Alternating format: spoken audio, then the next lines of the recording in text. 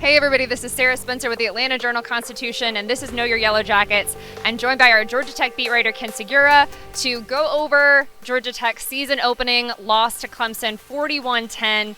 Ken, it's kind of crazy to think about how almost midway through the third quarter, that game was 14-10, and then everything just went completely downhill for Georgia Tech. What happened there? I mean, 2 blocked punts is going to do it, but there was more than just that.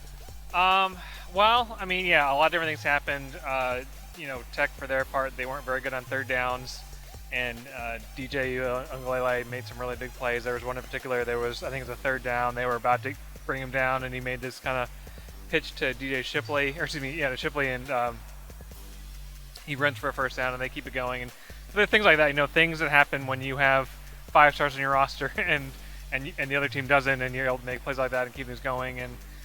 And the penalties certainly hurt, but yeah, I mean, I think, and also Charlie Thomas, he got ejected for targeting, so the defense, I think, suffered after that. So a lot of different things happened. It's the sort of thing that that when you're struggling to become a winning team, and you've had a history of making mistakes at the wrong time, those things have continued, and at least for this game. And so I guess we'll find out what it means. But I think that to me is kind of what ended up shaping the outcome of the game.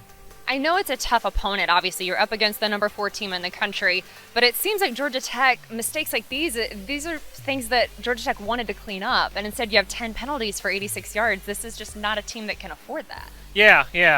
They're. I mean, particularly when you play a team like Clemson, you're walking a tightrope. But the problem, I guess, for Tech is that they won't have opponents quite like this probably at the end of the season, but there's going to be games where they just, obviously almost any team in the country you play, you can't have 10 penalties.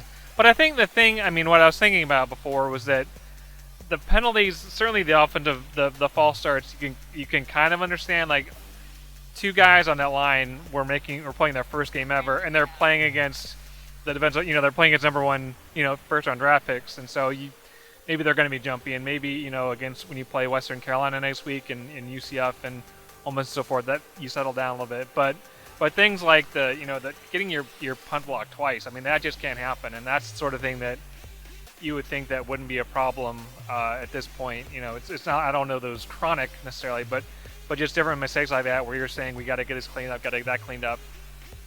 Those things should have been cleaned up, before we got here. Only 75 rushing yards today. I think a big question coming into the season was, is Georgia Tech going to be able to run the ball this season? Now, obviously, again, we can keep saying it. You're up against Clemson. Right. This is a tough opponent, but it's still kind of a lingering question. Yeah, it's a question that won't be fully answered. Probably not this week against Western Carolina, assuming they have significantly more success until you play UCF and Ole Miss and start with the league schedule. That you'll start to see is this line, which Brent Key has said he's 100% confident that they're going to be able to, contribute to a winning season for this team. Are they going to be able to do that? Certainly saw some good things from Dante Smith, the running back, and Jeff Sims. To his credit, he had some, he made some plays with his feet too, as he does. So they're certainly, as we said before, there's reasons to think that this could be, maybe there's seeds of hope, but yeah, we were talking in the press box. Me and Ken were sitting next to each other in the press box, like, okay, is Clemson? Because there were times Clemson didn't look great either. Right. Clemson's offense at times kind of looked anemic, especially in the first half.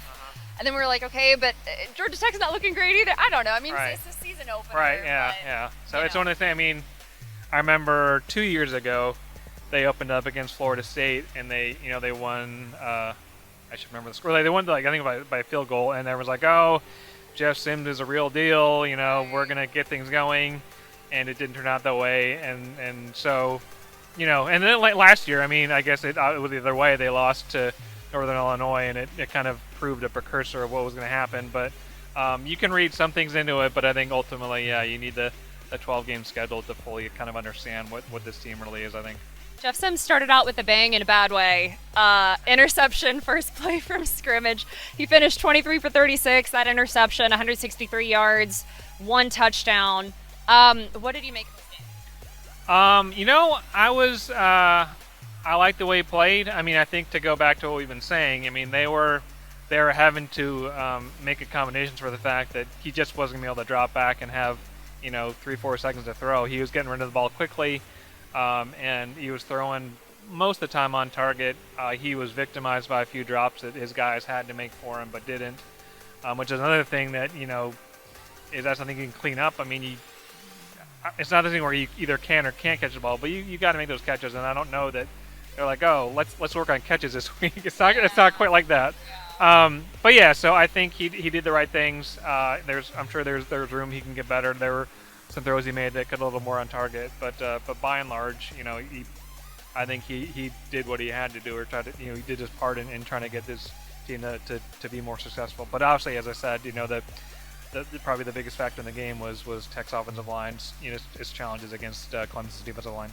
Obviously, it's just one game, so I'm not trying to trap you with this question, but what's your outlook on Georgia Tech moving forward, having seen this game? It's kind of more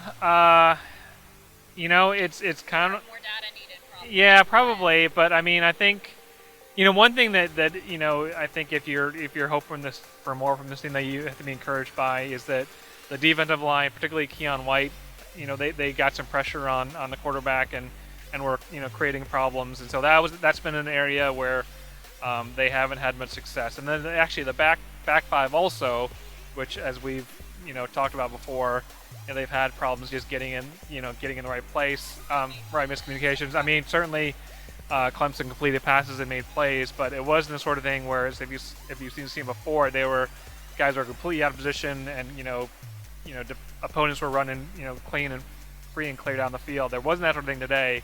So that is, maybe that's a sign of they're getting that cleaned up. And so, So I mean, obviously, 41 some points. little signs of progress, right. But it's hard to even. I think Jeff Collins even said in his post-game press conference, like, there are some little things that we did well, but nobody wants to hear about that right now, which is probably true. Because you lost big, and considering the way the past few years have gone.